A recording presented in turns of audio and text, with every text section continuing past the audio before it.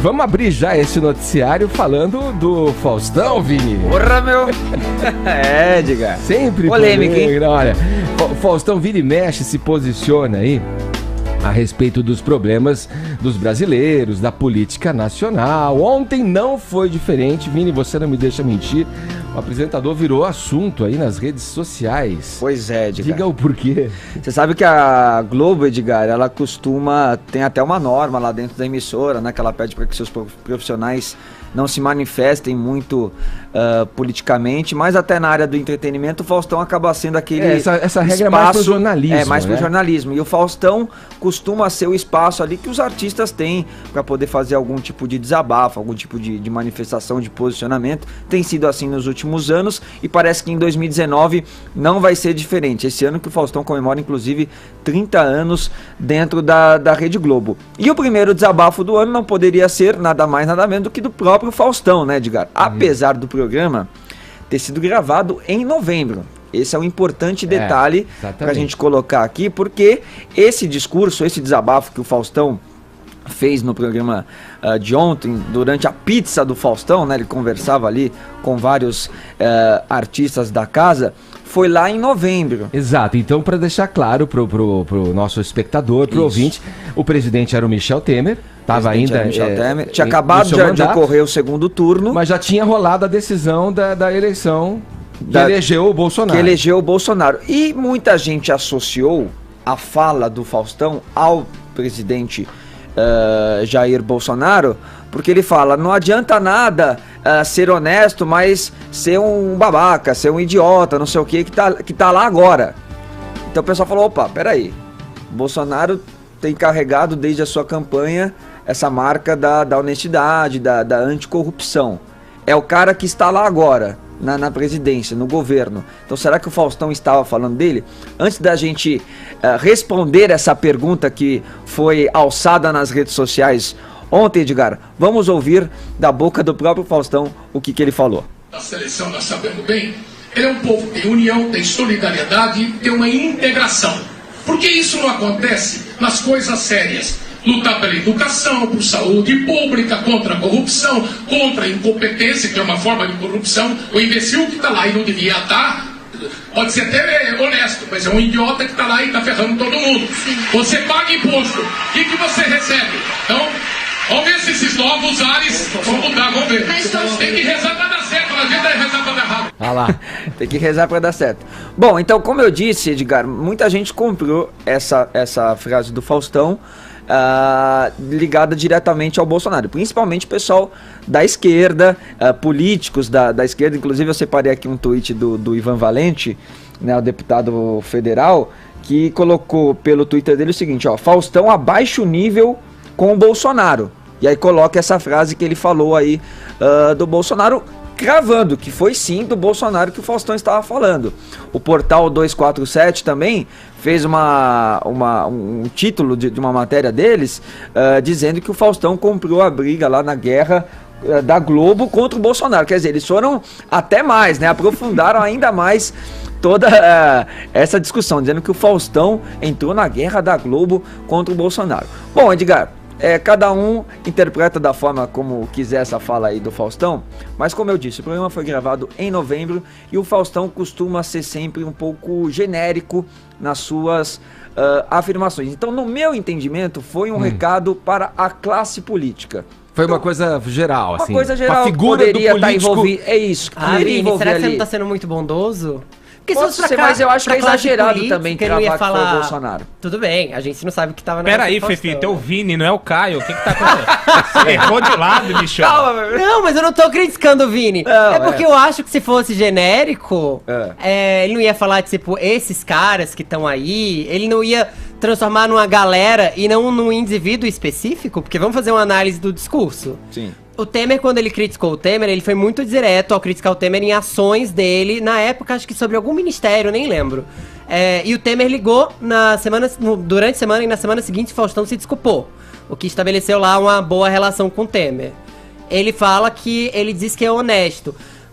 tudo bem, o Temer, a gente não tá aqui pra, né, julgar nem nada, mas a gente sabe que o Temer tem nas costas algumas investigações aí. Tá enroscado. Então, ninguém atrela alguém que é investigado a exatamente essa honestidade. O Jair Bolsonaro tem essa bandeira anticorrupção e o benefício da dúvida ainda. Exatamente, que diz que é honesto, apesar do Queiroz, tirando etc. a loja mas de tem açaí lá. Exatamente, tem o benefício da dúvida e é um indivíduo. Se fosse a classe política, talvez ele usasse de ser, pô, esses caras que estão aí. Eu não sei se Faustão, quando na TV, pelo menos, quando a gente grava algo com antecedência, a gente grava algo localizando no tempo, assim. Então a gente grava como se estivesse passando ao vivo. Eu acho que já estava eleito, o Faustão já sabia as propostas dele, é uma possibilidade, tá? Não tô na cabeça do Faustão, mas me parece que ele tava mandando um recado. Faustão vai levar essa dúvida aí pro túmulo, eu tô achando. Será? Será que não ele vai pode revelar? falar? Não vai Às revelar. vezes o Faustão responde, hein? Você acha? Eu quero fazer a minha crítica aí baseado na interpretação corrente de que a fala foi sim dirigida ao Jair Bolsonaro, porque essa tese está sendo encampada não apenas pela oposição, como pela situação também, né? E assim, para além da ofensa gratuita, que não constrói nada, só destrói, há grandes erros e grandes contradições na fala do Faustão, né? Vamos pegar o primeiro trecho aqui, um erro crasso de diagnóstico. O brasileiro, na hora do carnaval, na hora da seleção, ele é um povo que tem união, tem solidariedade, tem uma integração. Por que isso não acontece nas coisas sérias? Luta pela educação, pela saúde pública, contra a corrupção? Bom, mas então o Faustão ignora que 58 milhões de pessoas se uniram, Edgar, no segundo turno contra a corrupção? E basta analisar a ficha do candidato opositor, do Fernando Haddad, né? A gente tem um réu por corrupção e lavagem de dinheiro, que responde ainda por formação de quadrilha, improbidade administrativa, enriquecimento ilícito, são mais de 30 processos nas costas, né? Então é muito fácil chamar o outro de imbecil, de idiota, sem atinar que o Lula tá preso, babaca, né? Então esse é o primeiro ponto. As pessoas, elas se uniram sim contra um projeto criminoso de poder e que, apesar de ter afundado o Brasil na maior crise econômica da história da República, nunca foi taxada pelo Faustão nem como imbecil, nem como idiota, né? E só para deixar bem claro, numa democracia, a união popular, ela não visa formar unanimidade, ela visa formar maioria. É assim que se ganham eleições. Esse é o processo democrático. Você não elege ninguém por aclamação. Mas vamos focar aqui no xingamento, na ofensa gratuita, né? Do imbecil idiota. A frase é a seguinte: o imbecil que tá lá e não devia estar, pode até ser honesto, mas é um idiota que tá lá e tá ferrando todo mundo. Aqui não dá pra deixar de pensar que, assim, já chamaram o cara de fascista, nazista, racista, agora de imbecil, de idiota, agora de corrupto, realmente ninguém chama. Falar que o cara tá ferrando todo mundo, como o Vini bem colocou, o programa foi gravado, né? É uma crítica a erro futuro. É um grande absurdo. O cara acabou de ser eleito e já tá ferrando as pessoas. Então você também acha que essa crítica pro foi Bolsonaro? pro Bolsonaro? Ah, com certeza. Sim, a minha interpretação, quer dizer, com certeza não dá pra gente cravar. Eu acho precipitado, gente. Mas até porque já se sabia, né, o que ele faria e a proposta, algumas das direções que ele daria ao governo, né, através das plataformas. Um programa que iria ao ar 5 dias após a posse, é difícil você ferrar o mundo inteiro em 5 dias, 5 né? dizer, Quem conseguiu fazer isso foi o Fernando Mas Collor. aí reforça a Esse teoria... sim, eleito pela Rede Globo. Mas aí reforça a teoria de que ele está fazendo uma crítica genérica à figura do político, né? Tudo bem, vamos focar então na ofensa, né? O imbecil idiota. Você acha mesmo que alguém, nas circunstâncias do Bolsonaro, você acha que um imbecil, um idiota consegue chegar à presidência da República? Só existe uma forma de você chegar à presidência da República sendo um idiota: comprando apoio político e com muito dinheiro. Muito dinheiro. A campanha política do Bolsonaro teve verba de campanha de deputado. Ele tentou devolver dinheiro. Ele gastou cerca de 2,5 milhões de reais. Sabe quanto foi a campanha da Dilma? Né? É para eleger um poste que você precisa de grandes campanhas marqueteiras e de dinheiro. A campanha da Dilma de 2010 foi 153 milhões, Edgar. A campanha de 2014 foi 350 milhões. 140 vezes o custo da campanha do Bolsonaro. Se você pegar a delação do Palocci, ele fala que as duas campanhas custaram 1,4 bilhão de reais. Aí sim, dá para você fazer. Agora, sem tempo de TV, uma campanha franciscana, né, com um cara que se propõe candidato desde 2014. Então você imagina que é um cara que está sob escrutínio popular há 4 anos, não tem essa. E a frase famosa aqui do Abraham Lincoln: você pode enganar todas as pessoas por algum tempo e algumas pessoas por todo o tempo, mas você não pode enganar todas as pessoas o tempo todo. Por que isso? Porque o eleitor não é um idiota e não é um imbecil. Né? Inclusive foram os mais ricos e mais escolarizados votaram em peso no Bolsonaro. Então não faz o menor sentido, né, essa colocação. Somos todos, então, quem votou no Bolsonaro, especialmente no segundo turno, são todos idiotas e imbecis? Não. E aí, só para fechar, né, falando um pouquinho sobre a Rede Globo, um imbecil idiota, ele jamais deixaria o jornalismo da Globo de joelhos, Edgar. E o Bolsonaro fez isso 2 vezes. Primeiro no Jornal Nacional e depois da Globo News, fazendo a Miriam Leitão protagonizar talvez uma das maiores vergonhas do jornalismo nacional, em que ela estava psicografando o chefe dela por ponto eletrônico. No Jornal Nacional, cumpre lembrar que ele apontou a inconsistência do feminismo militante na questão da igualdade salarial, mostrando que era uma relação multifatorial. Ele escancarou a diferença de salário da Renata Vasconcelos e do William Bonner e ainda apontou a origem dos super salários da Globo, que vem de recursos públicos, né, de propaganda oficial do governo e principalmente das estatais. Fora isso, também, aí esse para mim o ponto alto, ele também trouxe à luz a participação da Rede Globo como pilar do regime militar, né? Nas palavras do próprio Roberto Marinho, em editorial que eu destaco aqui.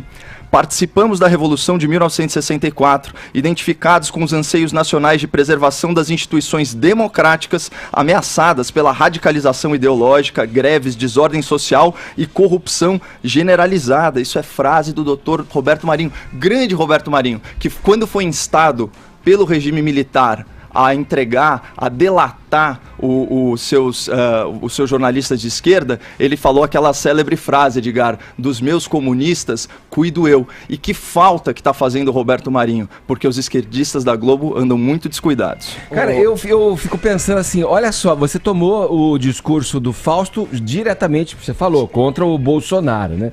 A gente vive uma situação em que a gente está acreditando em coisas que não existem, acusando e criticando coisas que também não existem. É, sim. E é muito doido a gente viver nesse mundo. Eu só acho que a gente tem que fazer um adendo aqui à fala do Caio, pra lembrar de uma coisa bem específica.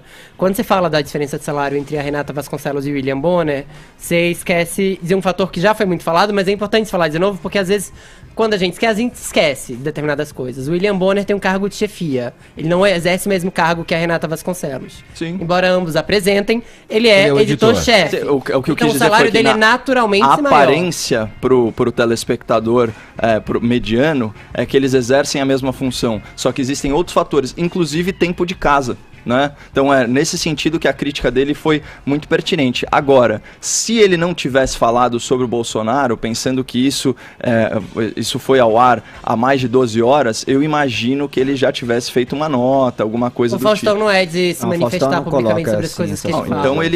Então ele assume o risco da crítica. Agora, Edgar, nessa colocação que você disse aí das pessoas quererem acreditar naquilo que elas querem que seja real, pra você ver até onde as pessoas vão também, tinha muita gente acreditando ontem que o fato da plateia do Faustão estar vestida de azul e rosa era uma indireta pra ministra Damares. Só que, repito, o programa era em novembro. E eu acabei de verificar aqui também no Instagram da mulher do Faustão, Luciana Cardoso, ela colocou 3 livros aqui como dicas para ler durante as férias. Os livros são Uma Breve História da Humanidade, Homo Deus e 21 Lições para o Século 21. E ela coloca assim: PS, ler até a última frase de um pensamento, assim como escutar, o que é diferente de ouvir, dá sempre a compreensão global do que se fala. Hashtag fica a dica. Eu acho que o Faustão, só pra encerrar essa história, porque sei que a gente tem que mudar esse assunto, mas eu acho que o Faustão é um oásis dentro da Globo, no sentido de que